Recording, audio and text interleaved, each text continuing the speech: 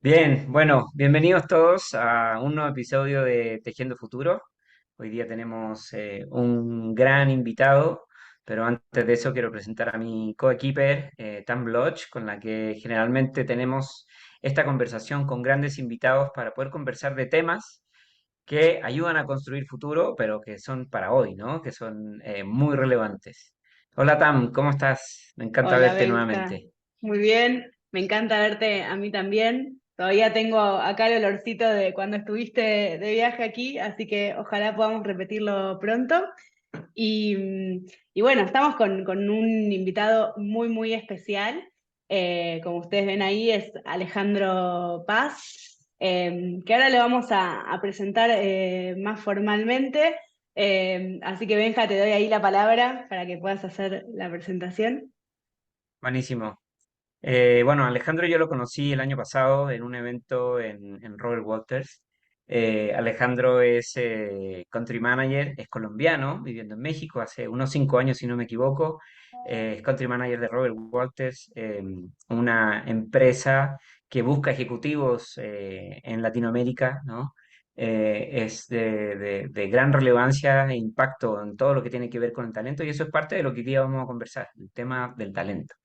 Pero antes de iniciar la pregunta para dar el puntapié inicial, ¿quién es Alejandro Paz? A ver, Tan, cuéntanos. Bueno, buenísimo, Tam, ya te interrumpí, pero quería como un poquito acá el tema es Por favor. agradecerles, Tam, o sea, por conocerte, Benja, y la próxima me invitan a esos planes porque se oyó buenísimo eso.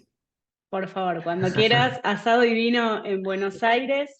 Y un poco lo que decía Benja recién es pensar juntos y en realidad preguntarte, más allá de todo lo que podemos charlar de la letra escrita y del puesto que ocupás y tu trayectoria, para vos, ¿qué te trajo a ser quien eres hoy? A mí, Tam, esa pregunta me encanta. De hecho, en la compañía, y voy a hacer un paréntesis ahí, porque en la compañía tenemos unos eventos que hacemos y el nombre es el CEO detrás, la persona detrás del CEO, perdón. Mm, Porque uno siempre habla del título y el director y el manager y todo el tema, pero detrás de ese título hay una persona y a mí me encanta mucho el tema de people y cómo trascendemos un poco este tipo de temas, a quién está detrás. Entonces, personalmente, pues nada, como decía Benja, soy colombiano, llevo en México viviendo 4 años y medio, llevo en este mundo de headhunting alrededor de 12 años, llegué a este mundo casi que por casualidad o creo que por error de un reclutador de mi primera empresa, y que al final lo que ha hecho es, pienso yo en este momento, es una persona que le gusta conectar gente, que le gusta conectar personas, compañías, llámese candidato, llámese padre de familia, madre de cabeza de hogar. Al final creo que esa es nuestra labor desde este punto de vista como headhunters y también desde la dirección de la compañía es cómo eso se traduce internamente al equipo de trabajo que me acompaña. Entonces, mm, al final, ¿qué me llevó a hacer esto? La verdad fue como mucho empuje, meterme, ser muy dinámico, ser muy proactivo, relacionamiento. Yo la palabra que le digo a todo el mundo, y creo que cuando Benja hablamos la primera vez, siempre voy a tener en mi discurso, somos networkers. Y creo que a veces se nos olvida mm. eso porque ser networker al final nos permite abrir puertas, ¿sabes? Y creo que esas puertas son las que se me han abierto durante toda esta trayectoria. Entonces, cuando llegué al mundo de Headhunting hace 12 años, en esta primera compañía, me llamaron para una posición de gerente de logística. Yo estaba trabajando antes en una empresa como comercial de Mm, logística, pero no tenía nada que ver con el rol que me pidieron en ese momento. Pero en ese momento, cuando vieron que yo era comercial y tenía estas actitudes como de people networking y todo lo demás, me ofrecieron entrar a este mundo de headhunting y ahí empezó mi carrera hasta el día de hoy, que ya llevo 3 países y bueno, muy feliz en México, la verdad. Me parece que más que error fue un acierto de ese siendo Error, headhunter error también. del Headhunter, pero fue un acierto porque creo que ha sido una carrera muy chévere. La verdad creo que es de esas carreras, pero a toda velocidad, que yo lo pongo como si fueran años perro también, Mm. porque un año y uno cree que ha pasado mucho tiempo y sobre todo por la cantidad de gente que pasa enfrente de uno, ¿sabes? Y Sobre eso es todo en consultoría, digo, no es lo mismo reclutar para InCompany que reclutar para un montón de empresas, así que totalmente son años perro, Ajá. 100% de acuerdo, Ale. Y me parecía muy interesante esto que decías, como quiero una remera que diga, somos networkers. Sí.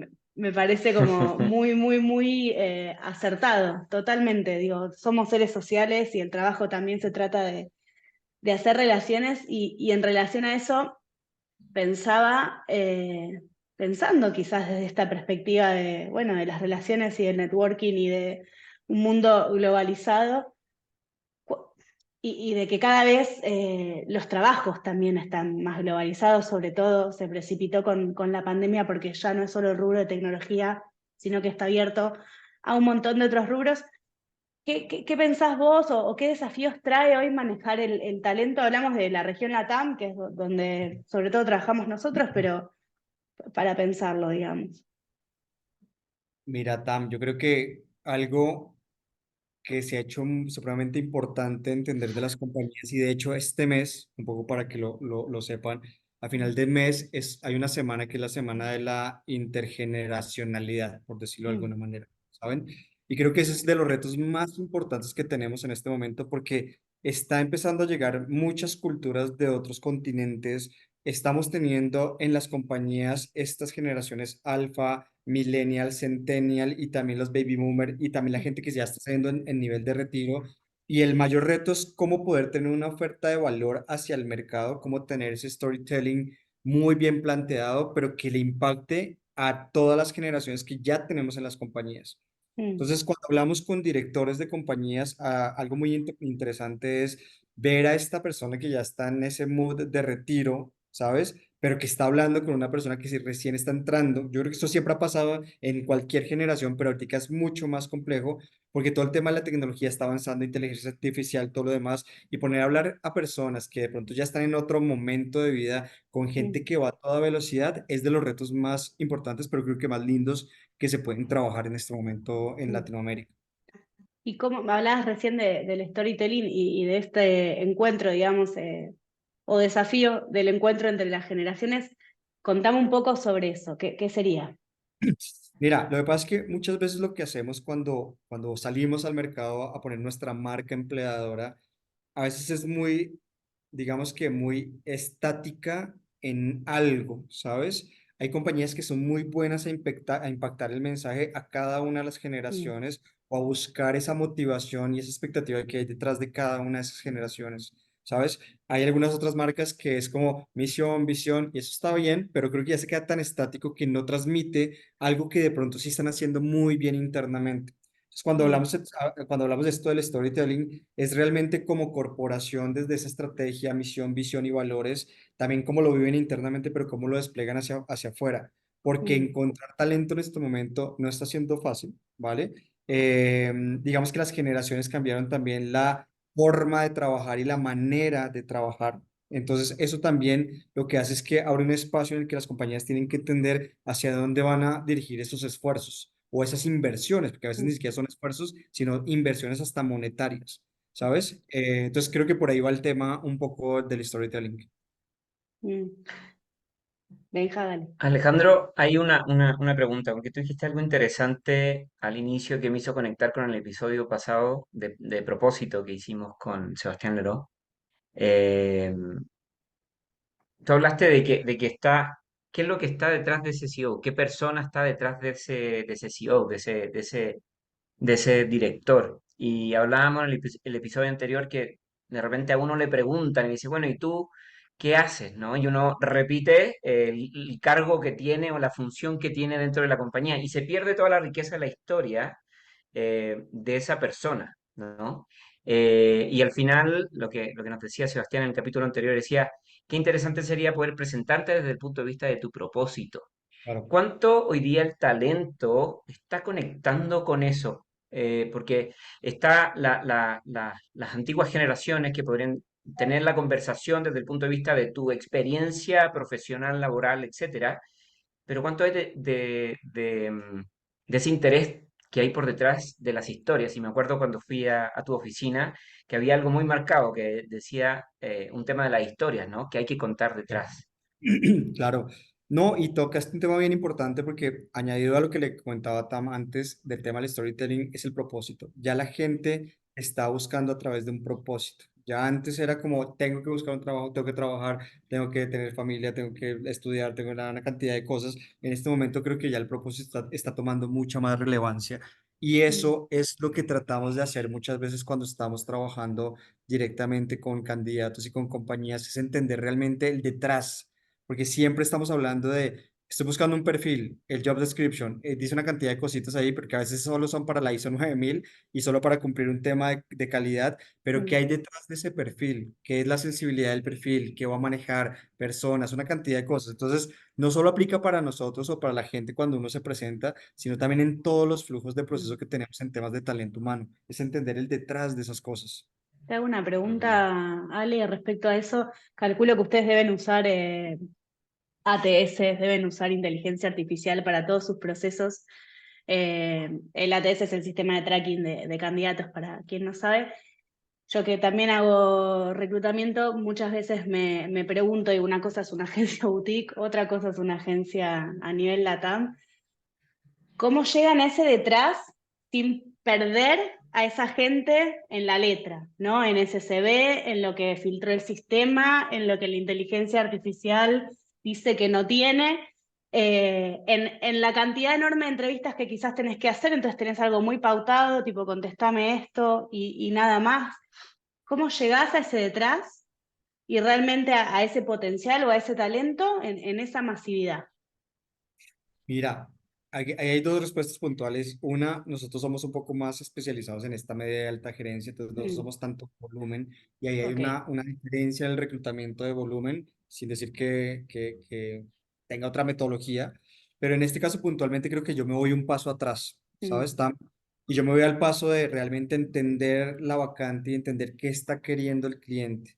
Porque puedes tú entender o puedes tener un job description, puedes entender mínimamente la vacante, vas a buscar candidatos y puedes extraer cosas que de pronto no quiere el cliente o que ese hiring manager no está mm, expresando muy bien. Entonces ahí hay dos temas, una parte técnica, que es la normal, certificaciones, bueno, todo este tipo de cosas, pero está la parte un poco más de competencias y de ese, digamos que esa afinidad a esa cultura corporativa. Por eso siempre se habla de storytelling, porque desde que hacemos un levantamiento de información, mm, fíjate que nosotros nos tratamos de sentar, y eso ha sido desde hace muchísimo tiempo, y eso lo recomiendo muchísimo a cualquier persona que esté en el área de talent acquisition, es que tú como talento humano tienes esa parte, esa sensibilidad de la cultura, de entender el soft, de entender las competencias, pero cuando te sientas con el hiring manager, con ese gerente que está requiriendo esa posición y le preguntas muy transparente, mm. ¿cómo es tu tipo de management? Ahí empiezas a evaluar una cantidad de cosas que al final cuando estás frente a un candidato, eso puedes empezar a tener esas sensibilidades. A veces los procesos de selección no terminan, es por esa falta de ajuste en el perfil, en algunas cosas que son detalles, más de temas de competencias o de feeling entre las personas. Entonces, ahí hay una cantidad de temas que hay que trabajar y obviamente no vamos a decir que somos la bolita mágica, porque no es de esta manera. Entonces, hay una recomendación que también hacemos a los candidatos y es poner sus CVs o poner su LinkedIn o poner como lo quieran llamar, Mm. poner la CV muy atractiva y con keywords que permitan que esa primera entrada sea por la parte técnica y en la entrevista ya empieces a evidenciar el resto de cosas. Está muy bueno lo que decís, acuerdo 100%. Quería tener ahí como esa otra perspectiva. Y pensando un poco en todo esto que venimos hablando y que nos venís comentando, a veces me cuesta pensarlo, o se me hace la pregunta de todo esto que marcamos como el talento y el storytelling y la marca empleadora. Digo, ¿es solo para las grandes compañías? ¿Se ajusta también a las medianas que quizás no tienen el mismo nivel de madurez? Digo, ¿cuánto de esto es, bueno, lo que también las grandes compañías nos venden como lo que hay que ser? ¿Y cuánto de esto es la realidad del mercado y el para todos, ¿no? Uy, ahorita que hablábamos en interno un poco sobre eso, me pongo a pensar como esta respuesta es bien, bien compleja, porque al fin y al cabo es como todo en la vida, no puedes encasillar a todos bajo el mismo, Mm, digamos que la misma metodología o la misma dinámica. Entonces yo creo que esto debería aplicar para todos, porque si seas una compañía de dos, tres personas, tienes una cultura, o sea, estás mm, creando una cultura, estás creando ese storytelling que estamos hablando y estás con una estrategia de largo plazo, mediano plazo, corto plazo, como la quieras llevar. Lo que pasa es que cuando hablamos de corporaciones muy grandes, están algunas más avanzadas en el tiempo en cuanto a la implementación de ciertas estrategias y también tienen unos recursos que permiten que de alguna manera los puedan implementar más rápidos. Pero yo creo que la respuesta a eso es, en la medida de tus recursos, conocimientos y capacidad, ir implementando las cosas, porque lo peor que uno puede hacer es no hacerlo. Al Mm. final, ¿qué te va a costar no hacerlo? ¿Sabes? Entonces, al final es empezar. Eso es lo que yo diría, pero sí es una pregunta bien interesante, la verdad. Me parece súper interesante lo que decís y pensaba, me ha tocado trabajar sobre todo en medianas empresas o startups y en general tienen 3, 4 años de vida y recién ahí se ponen a pensar que necesitan una persona para el área de talento, de people, de HR, digo, como queramos llamarla al área. Y acabas de decir que quizás es lo primero que hay que pensar, ¿no? Porque después hay que trabajar sobre la cultura para poder Claro. agrandar la compañía. Digo, ¿cómo lo pensás a eso, no? El rol de HR dentro desde una compañía que quizás son las dos personas que la inician hasta cómo se van desarrollando, ¿no?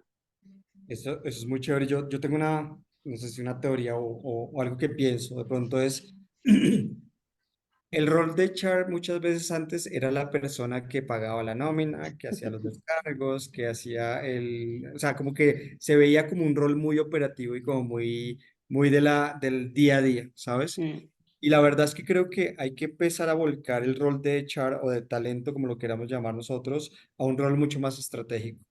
¿Vale? Ese rol en el cual esté incluido en esa toma de decisiones. Entonces, yo hago algunas preguntas a veces cuando estoy en algunas reuniones con algunas personas y digo como tu equipo de HR está estratégico o está táctico o está operativo, porque eso hace una gran mm, diferencia en cómo bajas la estrategia corporativa de muchas cosas o de este tipo de cosas tan sencillas como la cultura.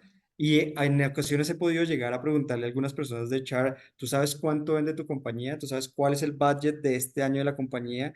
A mm, veces cuando las personas de talento humano saben eso es porque están incluidos desde el inicio en la estrategia corporativa y saben qué realmente va a impactar, no solamente en la parte, digamos que de people, sino también mm, económicamente, ¿sabes? Que a veces se pierde un poco de lado y el impacto económico que tiene las áreas de mm. talento humano es demasiado alta. Lo que pasa es que a veces no Total. se cuantifica o solo se cuantifica en el tema de la rotación, se cuantifica, pero una mala cultura, esa rotación a través de una mala cultura, eso conlleva unos costos ocultos muy grandes que a veces no se Enormes. contabilizan y que no están en una linecita del PNL diciendo la rotación me costó tanto, porque a veces no se evidencia mucho.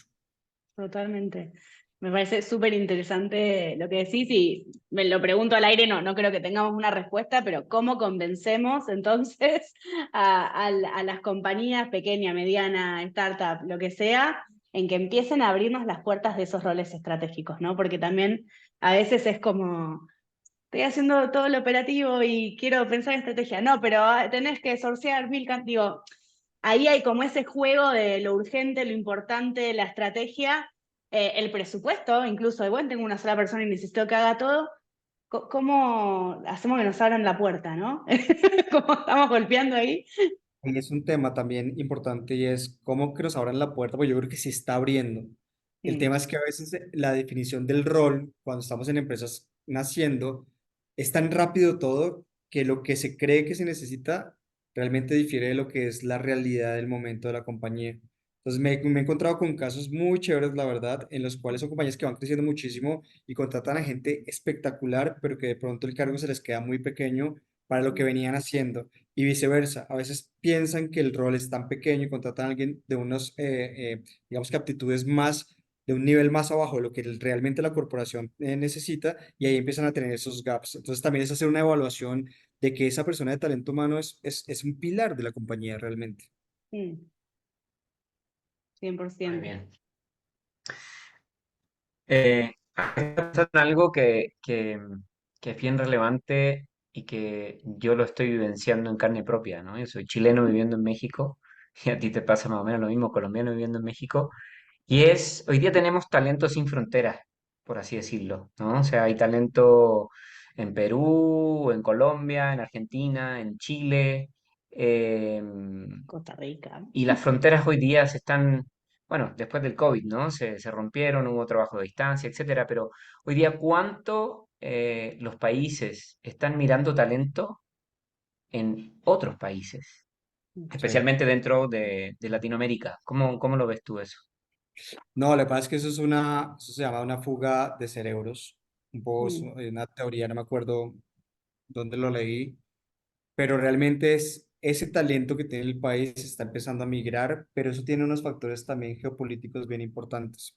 Eso pasó en mm, su Ujú, época, seguramente en Venezuela era el boom petrolero y mucha gente de Colombia se iba a trabajar a Venezuela. Pasa todo el tema que ya sabemos, económico, social, político, y mucho talento venezolano impresionante se fue migrando hacia otros países. Y ha pasado realmente casi en todos nuestros países. De hecho, la llegada de españoles a México es impresionante. Colombianos ni te digo, o sea, colombianos están llegando mm, cada semana un montón de personas. Hay una comunidad argentina súper fuerte en México. Entonces yo creo que eso viene en dos vías y es como ya se abrió un poco la dinámica de la forma de trabajar, también se mm, abrió un poco la frontera.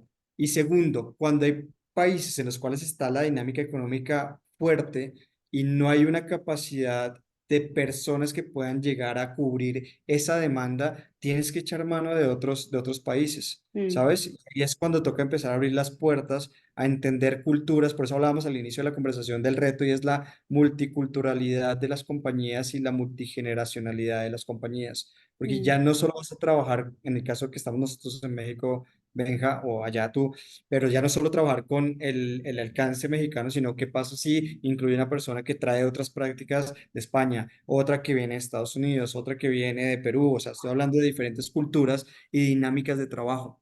Entonces creo que cada vez más se ve mucho y cuando hablamos con clientes nos dicen como, bueno, si mm, aquí no encontramos, vamos a mirar regionalmente a ver qué podemos encontrar, mm, porque eso también te permite algo, Benja y Tami, y es que puedes hacer un benchmark también de qué está pasando fuera, que muchas veces nos quedamos como muy concentrados en mm, nuestro país, en cómo lo solemos hacer, cómo debe hacerse, pero capaz que de pronto en otros lugares estamos pensando de una manera diferente que pueda aportar o no, o eso me diga, no, lo estamos haciendo tan mm, bien que yo creo que vamos por el buen camino. Entonces creo que esa apertura ha hecho que lleguen muy buenas personas, sobre todo a Latinoamérica, pero también que estemos exportando muy buenas personas a mm, otros lugares del mundo.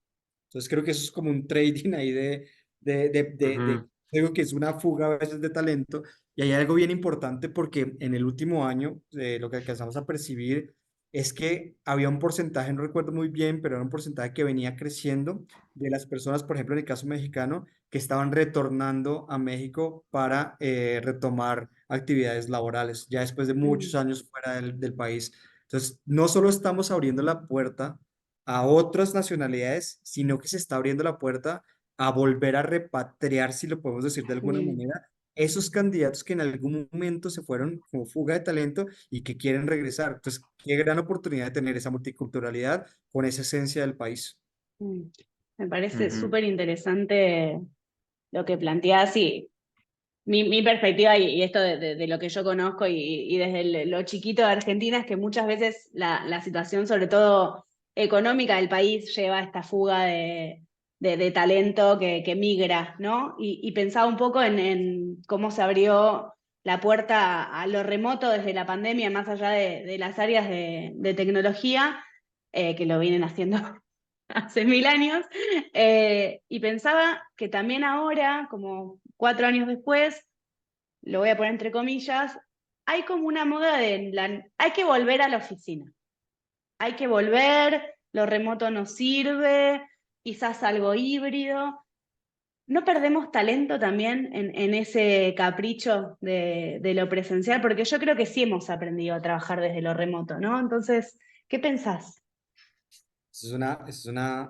De hecho, es una no teoría, iba a decir, pero es una dinámica que está pasando en este momento muchísimo, particularmente en Latinoamérica. Mm, Entonces, puntualmente yo creo que toca separarlo en dos. El mundo como startupero y el mundo de tecnología mm, y el resto de industrias, porque creo que se está mezclando un poco la dinámica de compañías que de pronto no tienen la capacidad ni siquiera económica de hacerlo, porque eso tiene un costo detrás, ¿sabes? pero todo el mundo estamos pensando mucho como en como Tech lo hace, entonces yo también lo puedo hacer, Tech lo hace, yo también Mm, lo puedo hacer. Entonces yo creo que hay dos temas. Separar el mundo tecnológico, que pueden hacerlo remotamente y está pasando muchísimo, y creo que hasta las startups están pidiendo volver a la oficina porque se está perdiendo un poco lo que hablamos al inicio, el tema de la cultura, mm, ¿sabes? Y está el otro mundo, que es todos los corporativos, en los cuales seguramente sí lo hicieron desde el inicio, pero muy híbrido. Entonces creo que mm, es donde empiezan a migrar estas personas que están desde este mundo corporativo tradicional al tecnológico y empiezan a permear un poco como yo sí lo pude hacer, tú también lo puedes hacer". Entonces creo que hay que mm. entender muy bien las dinámicas de las compañías y cuál es el objetivo que tenemos. Y yo creo que Benja lo debe saber muchísimo porque sabe todo este tema de transformación, cultura y demás. Creo que la cultura también tiene que arraigarse desde dos puntos de vista, desde el cómo yo me siento atraído a mi compañía y me encanta ir a la oficina, y dos, cómo remotamente yo tengo una estrategia para que yo pueda vincular a las personas a ese propósito. Si no se nos convierte simplemente en trabajadores que cobran su cheque, hacen su trabajo y ya, pero ¿cuál es el propósito detrás de todo eso? No puedo generalizar porque hay compañías que lo hacen fenomenal. De hecho, ayer estuve en una cita comercial con un cliente que están 100% remotos y les funciona y está perfecto. Lo que sí les están pidiendo es que vuelvan por lo menos una vez a la semana para por lo menos verse la cara. Mm, Pero por otro lado también hay algo muy importante, Tam, y es que nosotros tenemos como el mundo ideal, ¿no? Entonces nosotros creemos que todos trabajamos remotamente perfectamente, enfrente de la playa y nos vamos para allá. Pero sí, ¿qué pasa si hay gente que no tiene los medios? ¿Qué pasa que hay gente que tiene dos, tres, cuatro personas en la casa y tiene un solo comedor para tomar una meeting cuando tiene al bebé al lado? Entonces creo que también hay que ser sensibles en ese tipo de cosas y entender que no todo el mundo cabe en esa misma bolsa, mm, ¿sabes? Y que hay que entender exactamente eso. Es una discusión súper fuerte porque hemos hablado con muchas compañías modo startup que están empezando a cuestionarse regresar a la oficina por lo menos 2 veces a la oficina, ¿sabes? Y les está costando un montón. De hecho, mm, hicimos un estudio y casi que el 37% de las nuevas generaciones rechazan una oferta por el tema de por ser la remoto. 100% o tener por lo menos un tema híbrido. No, y a la vez se me genera una pregunta que es cómo gestionamos la cultura en lo remoto, digo, desde ya, pero a la vez pensaba en las posibilidades que perdemos también por no saber gestionar esa cultura en lo remoto, porque quizás, no sé, o mi banda es pequeña, o el talento que necesito está en otro país o en otra provincia, o la persona vive a 3 horas del pueblo donde, digo, pasan esas cosas, ¿no? Sacando las tareas operativas que requieren, como, no sé, poner una lata en una estantería, sí, bueno, alguien.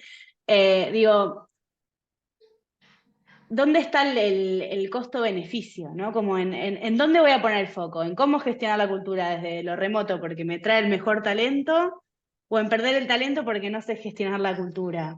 No sé si tenemos la respuesta, ¿no? Pero Esa pregunta es como el huevo y la gallina. Yo creo, realmente es como, uf, o sea, es que me puedo pensar estas compañías que lo hacen muy bien y yo creo que tienen las herramientas y tienen súper clara la estrategia de resultados atado a una buena cultura remota y les funciona perfectamente. Y yo creo que también ha habido una migración, también lo tengo que hacer en algunas compañías del mundo tradicional, en donde tu función, si realmente no la necesitas tener en la oficina, tienen esa flexibilidad.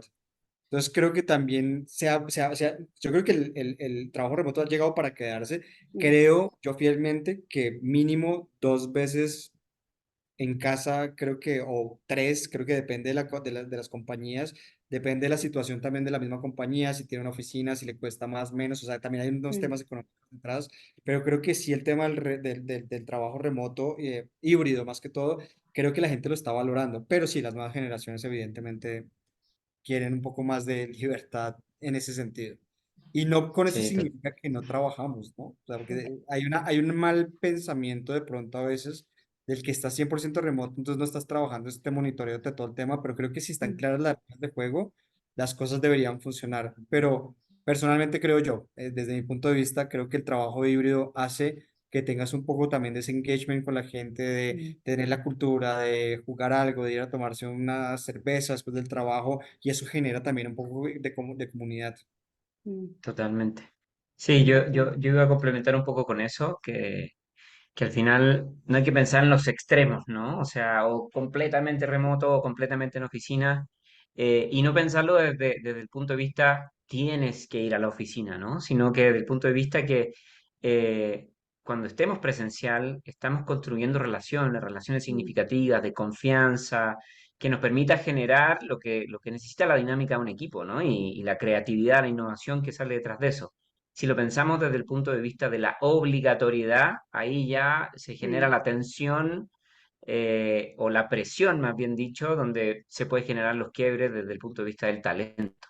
Entonces, considerando también esa parte donde hay gente que no tiene la posibilidad de trabajar a distancia, más esta otra mirada de vuelves a la oficina porque vuelves a la oficina, no, no es volver a la oficina por volver a la oficina, tiene un sentido por detrás, ¿no? Que es construir la relación de un grupo humano, ¿no? Y como hablamos en sesiones anteriores, en otro episodio, es construir esa relación de confianza que es sumamente importante para poder tener el engagement, porque muchas veces tenemos un alto engagement porque tenemos el viernes corto, porque tenemos un montón de beneficios, pero no tengo una relación de confianza con mi manager, por lo tanto me cambio de compañía y me voy, ¿no? Entonces, esa, mm. esa capacidad de poder estar en interacción es súper, súper valiosa que me parece que hay que buscar ese punto Ese de balance. balance, ¿no? Entre ambas cosas. Agrego, Buenísimo. Benja, Oye, ahí una cosita más y te dejo la última pregunta. Yo me voy a los extremos porque sabes que me gusta polemizar y para eso estamos, pero también pensaba en, agregando a todo esto que dijiste y que comparto y que decía Ale, la importancia del rol del líder.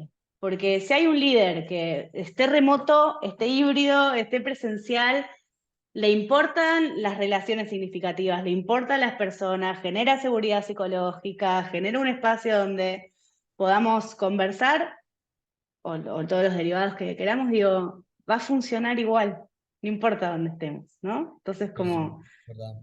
también remarcar ahí la importancia de ese rol de liderazgo. Y volvemos al mismo tema de siempre, la cultura. Ujú, La cultura. totalmente, Hasta cuando tú reclutas a un líder, tienes que sí. tener en cuenta ese tipo de cosas, porque al fin y al cabo eso te puede minar completamente algo.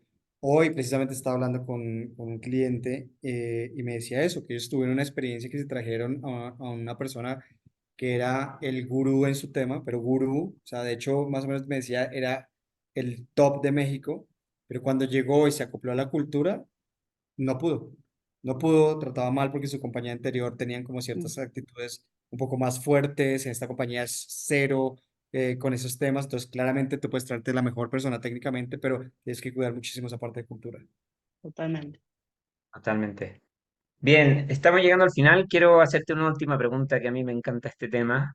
Quizá nos vamos a pasar un par de minutos, pero hace mucho tiempo vengo conociendo distintas empresas que están congelando, haciendo un freezing de headcount, ¿no? Mm. Y empezando a contratar de forma externa a personas que tienen un skills que no tienen dentro de la compañía, que no han desarrollado y que si tuvieran que desarrollarlo se demorarían un tiempo. Y para poder ser competitivos, empiezan a contratar a profesionales por proyecto. ¿Cómo Sí. vas viendo tú ese futuro de la fuerza laboral, de ese liquid workforce que empieza a verse en las compañías hoy en día? Venga, yo creo que esa es una muy buena pregunta y se está viendo cada vez más en Latinoamérica. En Europa y en Estados Unidos es muy, bueno, y en Asia es muy fácil ver algo que se llama el interim management. Y es más, hay unas unidades de negocio entre los headhunters que trabajan directamente que se llama interim. Y básicamente son por proyectos o por funciones temporales. Y puede ser un CEO. Te pueden contratar por 6 meses como CEO, pero porque necesitas intervenir directamente en algún tema puntual y tú eres la persona que necesitas tenerla. Entonces creo que hay que perder un poco no sé si miedo o esa resistencia a que tenemos que tener un contrato 100% indefinido. Claramente eso da una seguridad y eso es obviamente para las familias y para todos importante, pero también hay otra alternativa en la cual tú puedes estar trabajando desde ese punto de vista y se viene desarrollando muchísimo más en Latinoamérica. Entonces creo que todo el tema y además seamos honestos, desde pandemia, pues muchas personas muy potentes quedaron sin trabajo. Entonces se volvió de alguna manera como una fuerza laboral flotante en temas de consultoría, asesoramiento, coaching, mentoring, súper valiosa para las compañías, que de hecho que hay un mercado secundario, por decirlo de alguna manera, pegado a los corporativos, donde hay gente muy poderosa, como ustedes, como nosotros y como muchos que conocemos, que asesoran y que tienen un valor impresionante, que de pronto no están en ese día a día todo de por vida o lo que dure la posición, pero creo que genera un valor importantísimo. Entonces creo que hay que reconocerlo, hay que adoptarlo, porque creo que es una muy buena forma de hacerlo y cada vez viene creciendo muchísimo más en Latinoamérica. Ah, bien. Es un tema muy interesante y apasionante porque avanza a paso agigantado el futuro de las organizaciones. Seguramente las organizaciones como las pensamos hoy día no van a ser Sí. como mañana, ¿no? O sea, va a haber un cambio importante ahí. Entonces, bien. Bueno, Alejandro, Ale, ha sido un placer tenerte aquí, apasionante los temas, podríamos seguir conversando, pero no es la idea de profundizar mucho más en este streaming de Tejiendo Futuro, pero queremos hacerte la última pregunta, ¿no? Que tiene que ver con un clásico que ya hacemos en nuestro episodio y a nuestros invitados. ¿Quién te inspira a ti? ¿A quién sigues? Recomiéndanos a alguien para también contarle a nuestros auditores a qué tipo de personas te inspira, qué Eh, libros a lo mejor por ahí puede haber que nos recomiendes. Mira, lo estaba pensando cuando digamos que estaba dándole vueltas a eso. Y estas personas no tienen LinkedIn, no tienen Facebook, no tienen nada, va a ser medio cliché, pero creo que en este momento de mi vida, creo que mis papás. Creo que eso es Mm, una fuente. Sí, ahorita les puedo decir un libro que leí hace poco que es fenomenal, pero creo que en este momento, si soy mucho más sincero, creo que doy la vuelta y en la primera pregunta, cuando me decían el tema de, o sea, ¿cómo llegaste acá? ¿Quién eres y todo lo demás? Veo ahí un reflejo muchísimo de esa familia trabajadora, pero con valores, pero con mucho, ¿sabes? Como mucha transparencia, como mm, con mucho apoyo y creo que eso a mí me genera muchísimo más valor en este momento y hay muchos libros que seguramente podré estar o bueno, no muchos, pero algunos que podría yo estar recomendando, pero eso creo que sería mi respuesta el día de hoy. O sea, mis papás creo que han sido ese motor en muchos momentos de mi vida que me han hecho también o me han apoyado para llegar en este momento en el que estoy. Me encanta, conecta mucho con lo que hablábamos al principio de las historias, ¿no? De lo que las historias que te hacen ser quien eres hoy. Y de ahí, cuando dices tus papás, yo conecto con algo que hoy día a mí me tiene muy pegado, ¿no? Como pensando mucho, el tema de la crianza, ¿no? mm, Los grandes líderes vienen desde la casa, ¿no? Desde un tema de crianza, de cómo han conectado con los valores que entrega esa crianza, con la familia, con el sentido de equipo de familia, etcétera. Para bien o para mal, ¿no? Hay gente que no mm, ha tenido una buena experiencia y aprende desde ahí lo que es el liderazgo, por ejemplo, y el ser un profesional extraordinario, como también las bonitas experiencias. Entonces, nada, me conecta mucho lo que dices y nada, muchísimas gracias por haber estado aquí con nosotros. Esperamos volver a invitarte en un futuro próximo. Ha sido una conversación realmente interesante. Así que esperamos que nuestros escuchas también hayan disfrutado de esta conversación. Muchas No, gracias, Ale. yo más que encantado y Tam y Benja, mil gracias por la invitación y como todo nos conectamos en LinkedIn. Ahí estamos todos por ahí. Gracias. Nos Perfecto. vemos. Buenísimo. Un abrazo.